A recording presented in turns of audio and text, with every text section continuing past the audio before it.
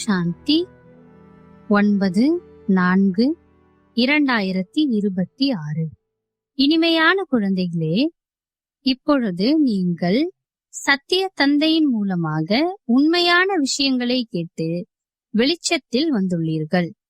அதனால் உங்களின் கடமை அனைவரையும் இருளிலிருந்து வெளிச்சத்திற்கு கொண்டு வருவது ஆகும். கேள்வி: குழந்தைகளாகிய நீங்கள் மற்றவர்களுக்கு ஞானம் சொல்லும்போது எந்த விஷயத்தை நிச்சயம் நினைவில் வைத்துக் கொள்ள வேண்டும்? பதில்: அடிக்கடி வாயிலிருந்து பாபா பாபா என்று கூறிக்கொண்டே இருங்கள். இதனால் தன்னுடையது என்பது முடிந்து போகும், ஆஸ்தியும் நினைவிருக்கும். பாபா என்று கூறுவதால் சர்வ வியாபி என்ற ஞானம் முதலிலேயே அழிந்து விடுகிறது. ஒருவேளை யாராவது பகவான் சர்வ வியாபி என்று கூறினால் தந்தை அனைவருக்குள்ளும் எப்படி இருக்க முடியும் என்று கேளுங்கள். பாடல்: இன்று இருளில் இருக்கிறான் மனிதன். ஓம் சாந்தி. குழந்தைகள் என்ன கூறினார்கள்? யாரை அழைத்தார்கள்? ஓ ஞானக்கடலே மற்றும் ஓ ஞான சூரியன் பாபா. பகவானுக்கு அப்பா என்று கூறப்படுகிறது அல்லவா? பகவான் தந்தை என்றால் நீங்கள் அனைவரும் குழந்தைகள். நாங்கள் இருளில் இருக்கிறோம் என்று குழந்தைகள் கூறுகிறார்கள். தாங்கள் எங்களை வெளிச்சத்திற்கு கொண்டு செல்லுங்கள் பாபா என்று கூறுவதால் தந்தையை அழைக்கிறார்கள் என்பது தெளிவாகிறது. பாபா என்று கூறுவதால் அன்பு வருகிறது. ஏனெனில் தந்தையிடமிருந்து ஆஸ்தி அடைந்து கொண்டிருக்கிறோம். வெறுமனே ஈஸ்வரா அல்லது பிரபு என்று கூறுவதால் ஆஸ்தியின் ரசனை இருக்காது. தந்தையே பாபா என்று கூறுவதினால் ஆஸ்தியின் நினைவு வருகிறது. பாபா, நாங்கள் இருளில் வந்துவிட்டோம் என்று அவரை அழைக்கின்றீர்கள். இப்போது தாங்கள் மீண்டும் ஞானத்தினால் எங்களுடைய தீபங்களை ஏற்றி வையுங்கள். ஏனென்றால் ஆத்மாக்களின் தீபம் அணைந்து போய் இருக்கிறது. மனிதர்கள் இறந்துவிட்டால் 12 நாட்கள் தீபத்தை ஏற்றுகிறார்கள். ஒருவர் தீபம் அணையாமல் இருக்க எண்ணெய் ஊற்றுவதற்காக அமர்ந்திருக்கிறார். பாரதவாசிகளாகிய நீங்கள் வெளிச்சத்தில், அதாவது பகலில் இருந்தீர்கள். இப்போது இரவில் இருக்கிறீர்கள் என்று பாபா புரிய வைக்கிறார். 12 மணி நேரம் பகல், 12 மணி நேரம் இரவு. அது எல்லைக்குட்பட்ட விஷயமாகும். இது எல்லைக்கப்பாற்பட்ட பகல் மற்றும் எல்லைக்கப்பாற்பட்ட இரவு. சத்யுகம், திரேதாயுகம் பிரம்மாவின் பகல். துவாபர யுகம், கலியுகம் பிரம்மாவின் இரவு என்று கூறப்படுகிறது. இரவில் இருள் ஏற்படுகிறது. மனிதர்கள் ஏமாற்றம் அடைந்து கொண்டே இருக்கிறார்கள். பகவானை தேடுவதற்காக நாலாபுறமும் சுற்றி அலைந்து கொண்டே இருக்கிறார்கள். ஆனால் பரமாத்மாவை அடைய முடியவில்லை. பரமாத்மாவை அடைவதற்காகத்தான் பக்தி செய்கிறார்கள். துவாபர யுகத்திலிருந்து பக்தி ஆரம்பமாகிறது. அதாவது ராவண ராஜ்யம் ஆரம்பமாகிறது. தசராவை பற்றி கூட ஒரு கதை உருவாக்கப்பட்டிருக்கிறது. கதைகளை எப்போதும் மனதை கவரும் வகையில் உருவாக்குகிறார்கள். எப்படி சினிமா, நாடகம் போன்றவைகளை உருவாக்குகிறார்களோ அவ்வாறே. ஸ்ரீமத் பகவத்கீதை தான் உண்மையானது. பரமாத்மா குழந்தைகளுக்கு ராஜயோகத்தை கற்பித்தார், ராஜ்யம் கொடுத்தார். பிறகு பக்தி மார்க்கத்தில் அமர்ந்து கதைகளை உருவாக்குகிறார்கள். வியாசர் கீதையை உருவாக்கினார், அதாவது கதையை உருவாக்கினார். உண்மையான விஷயத்தை பாபா மூலமாக இப்போது நீங்கள் கேட்டுக்கொண்டிருக்கிறீர்கள். எப்போதும் பாபா பாபா என்று கூற வேண்டும். பரமாத்மா நம்முடைய தந்தை ஆவார், புதிய உலகத்தை படைப்பவர். எனவே நிச்சயம் அவரிடமிருந்து நமக்கு சொர்க்கத்தின் சொத்து கிடைக்க வேண்டும். இப்போதோ 84 பிறவிகள் அனுபவித்து நாம் நரகத்தில் வந்திருக்கிறோம். குழந்தைகளே, பாரதவாசிகளாகிய நீங்கள் சூரிய வம்சத்தினராக, சந்திர வம்சத்தினராக இருந்தீர்கள். உலகத்திற்கே அதிபதியாக இருந்தீர்கள். அப்போது வேறு எந்த தர்மமும் இல்லை. அதற்கு சொர்க்கம் அல்லது கிருஷ்ணபுரி என்று கூறப்படுகிறது என பாபா புரிய வைக்கிறார். இதுவோ கம்சபுரியாகும். லக்ஷ்மி நாராயணனின் ராஜ்யம் இருந்தது என பாபா நினைவுபடுத்துகிறார். பாபாதான் ஞானக்கடல், அமைதியின் கடல், பதீத பாவனன். நீரால் ஆன கங்கை கிடையாது. அனைத்து மணப்பெண்களுக்கும் ஒரே ஒரு பகவான் மணவாளன் ஆவார். இது மனிதர்களுக்கு தெரியாது. ஆகவே ஆத்மாக்களின் தந்தை யார் என்று கேட்கப்படுகிறது. கேட்டால் குழம்பி போகிறார்கள். எங்களுக்கு தெரியாது என்று கூறுகிறார்கள். அட ஆத்மா, நீங்கள் உங்களுடைய தந்தையை பற்றி அறியவில்லையா? இறை தந்தை என்று கூறுகிறீர்கள். அவருடைய பெயர் ரூபம் என்ன? இறைவனை அறிந்திருக்கிறீர்களா என்று கேட்கப்படுகிறது. சர்வ வியாபி என்று கூறுகிறார்கள். அட குழந்தைகளின் தந்தை எப்போதாவது சர்வ வியாபியாக இருப்பாரா என்ன? ராவணனின் அசுர வழிப்படி எவ்வளவு முட்டாளாக ஆகிவிடுகிறார்கள். தேக உணர்வு நம்பர் 1 ஆகும். தன்னை ஆத்மா என்று உறுதிப்படுத்திக் கொள்ளவில்லை. நான் இன்னார் என்று கூறிக்கொள்கிறார்கள். இது ஷரீரத்தின் விஷயமாகிவிட்டது. உண்மையில் தான் யார் என்பதை அறியவில்லை. நான் நீதிபதி, நான் இது, நான் என்று கூறிக்கொண்டே இருக்கிறார்கள். ஆனால் இது தவறாகும். நான் மற்றும் என்னுடையது என்பது 2 விஷயங்கள் ஆகும். ஆத்மா அழிவற்றது, உடல் அழியக்கூடியது. பெயர் உடலுக்குத்தான் வைக்கப்படுகிறது. ஆத்மாவிற்கு எந்த பெயரும் வைக்கப்படவில்லை. என்னுடைய பெயர் சிவன் தான் என்று பாபா கூறுகின்றார்.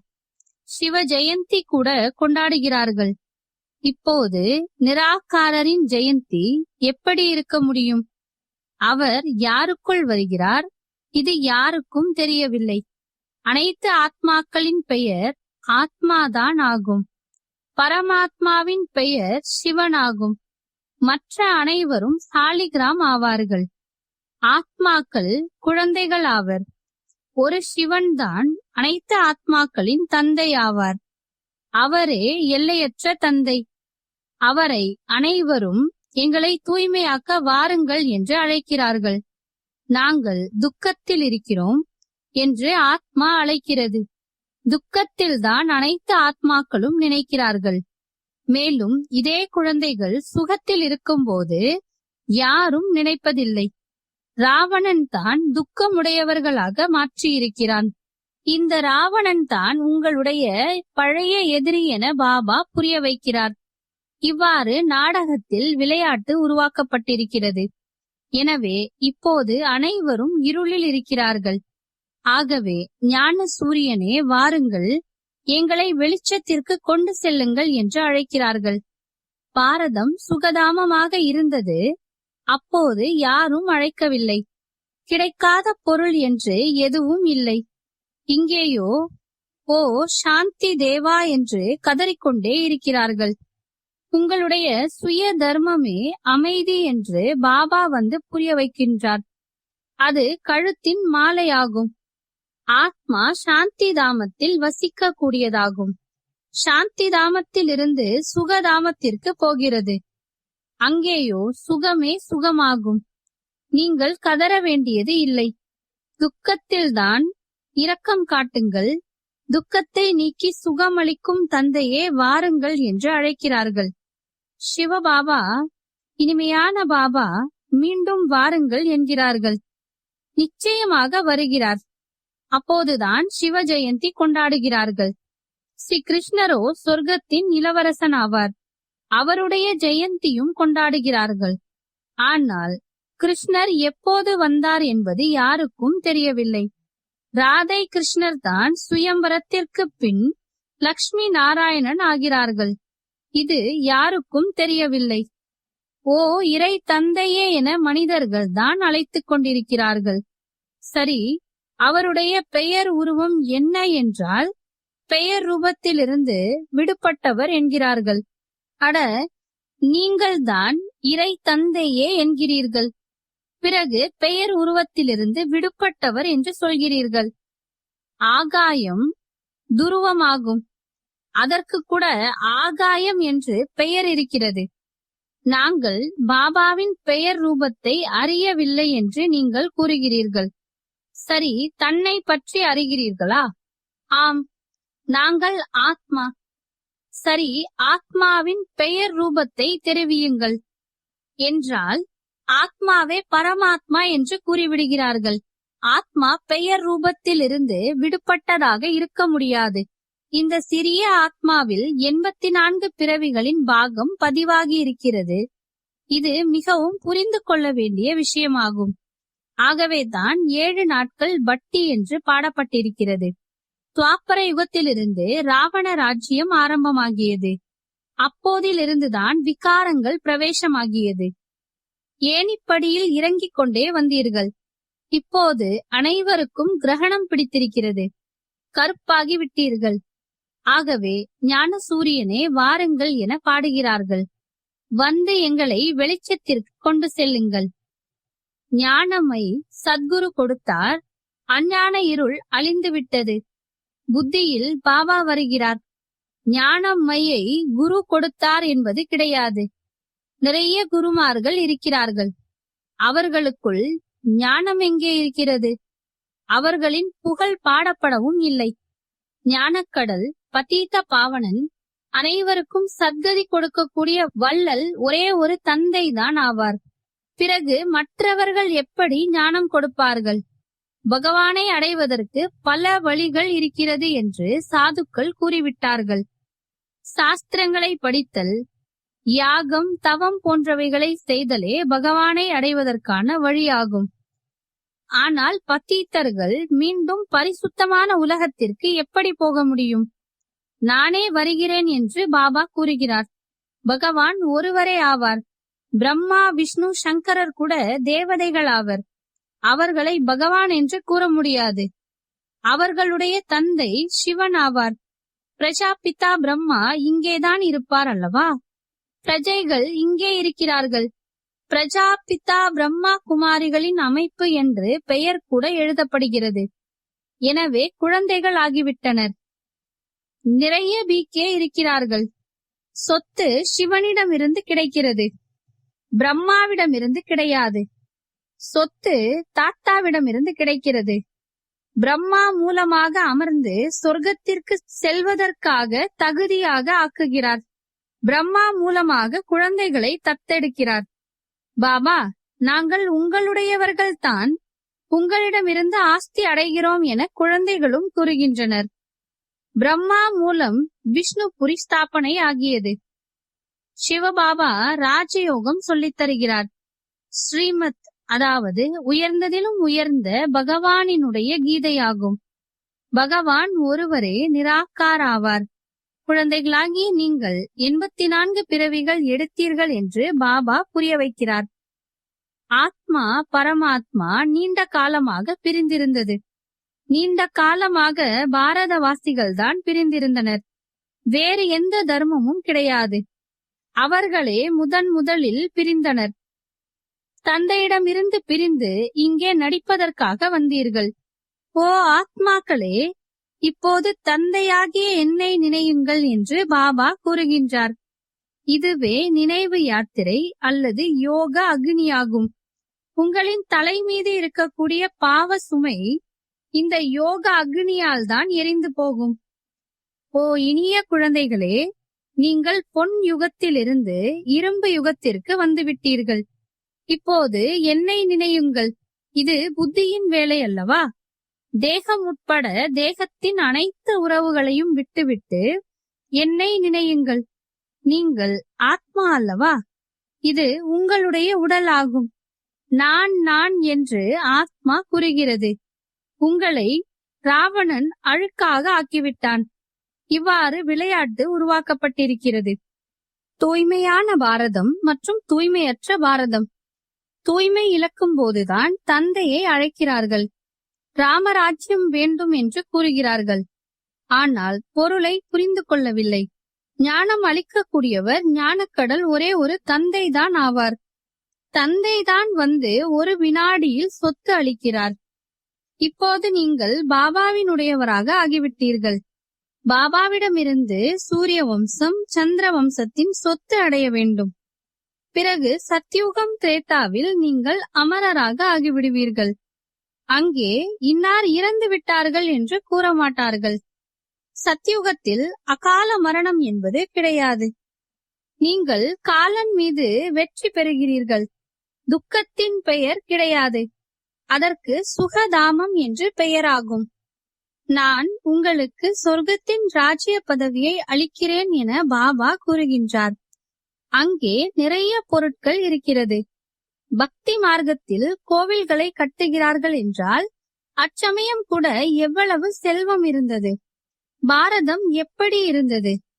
மற்ற அனைத்து ஆத்மாக்களும் நிராகார உலகத்தில் இருந்தன. உயர்ந்ததிலும் உயர்ந்த பாபா இப்போது சொர்க்கத்தை உருவாக்கி கொண்டிருக்கிறார் என குழந்தைகள் அறிந்து கொண்டீர்கள்.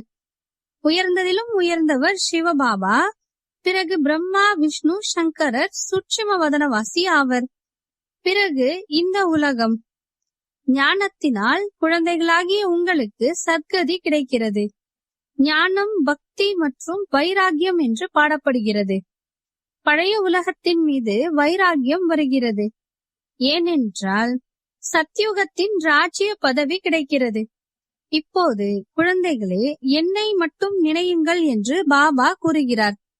என்னை நினைவு செய்தால் நீங்கள் என்னிடம் வந்து விடுவீர்கள். நல்லது. இனிமையிலும் இனிமையான, காணாமல் போய் வெகு காலம் கழித்து கண்டெடுக்கப்பட்ட செல்லமான குழந்தைகளுக்கு தாயும் தந்தையுமான பாப் தாதாவின் அன்பு நினைவுகள் மற்றும் காலை வணக்கம். ஆன்மீக குழந்தைகளுக்கு ஆன்மீக தந்தையின் நமஸ்காரம். ஆன்மீக தந்தைக்கு ஆன்மீக குழந்தைகளின் அன்பு நினைவுகள் மற்றும் நமஸ்காரம். தாரணைக்கான முக்கிய சாரம்: தலை மீது இருக்கும் பாவங்களின் சுமையை யோக அக்னியினால் எரித்துவிட வேண்டும். புத்தியினால் தேகம் உட்பட தேகத்தின் அனைத்து உறவுகளையும் விட்டுவிட்டு ஒரு தந்தையை நினைக்க வேண்டும். அழைப்பதற்கு அல்லது கூச்சலிடுவதற்கு பதிலாக தங்களுடைய அமைதியான சுய தர்மத்தில் நிலைத்திருங்கள். அமைதி கழுத்தின் மாலையாகும். தேக உணர்வில் வந்து நான் மற்றும் எனது என்ற வார்த்தைகளை கூறக்கூடாது. தன்னை ஆத்மா என்று உறுதிப்படுத்திக் கொள்ள வேண்டும். வரதானம்: தன்னுடைய சத்தோகுண திருஷ்டி மூலமாக மற்ற ஆத்மாக்களின் திருஷ்டி மற்றும் விருத்தியை மாற்றக்கூடிய சாட்சாத்கார மூர்த்தி ஆகுங்கள். திருஷ்டி மூலமாக சிருஷ்டி மாறும் என்பது பழமொழி. உங்களுடைய திருஷ்டி எவ்வளவு தூய்மையாக இருக்க வேண்டும் என்றால் அது எத்தகைய தமோகுண அல்லது ரஜோகுண ஆத்மாவையும் மாற்றிவிட வேண்டும். உங்கள் முன்னால் வருபவர்கள் உங்கள் பார்வையின் மூலமாகவே 3 உலகங்களின் ஞானத்தையும் தங்கள் முழு வாழ்க்கையின் வரலாற்றையும் உணர வேண்டும். இதுவே பார்வையால் பலனளிக்க செய்தல் என்பதாகும். அதாவது பார்வையால் திருப்திப்படுத்துதல் என்பதாகும். இறுதியில் ஞானத்தின் சேவை எப்போது நடைபெறாதோ அப்பொழுது இந்த சேவை நடைபெறும். ஸ்லோகன்: தூய்மையின் நடைமுறை சுரூபம் உண்மையாக இருத்தல், சத்தியதா, அதாவது தெய்வீக தன்மை என்பதாகும். அவ்யக்த இஷாரா: மகான் ஆவதற்காக இனிமை மற்றும் பணிவு என்ற குணங்களை தாரணை செய்யுங்கள். இனிமை மற்றும் பணிவு என்ற குணங்கள் நமக்கு தலை வணங்க கற்றுக் கொடுக்கிறது. இப்பொழுது நீங்கள் உங்கள் சமஸ்காரங்களிலும் எண்ணங்களிலும் எவ்வளவு தூரம் பணிகிறீர்களோ அவ்வளவு தூரம் உலகம் உங்கள் முன்னால் பணியும். பணிவது என்றால் பணிய வைப்பது என்பதாகும். சமஸ்காரங்களிலும் பணிய கற்றுக்கொள்ளுங்கள். மற்றவர்களும் என் முன்னால் கொஞ்சம் பணியட்டும் என்ற எண்ணம் கூட வரக்கூடாது. நாம் பணிந்தால் அனைவரும் பணிவார்கள். யார் உண்மையான சேவாதாரிகளோ அவர்கள் அனைவருக்கும் முன்னால் பணியும் போதுதான் சேவை செய்ய முடியும். ஓம் சாந்தி.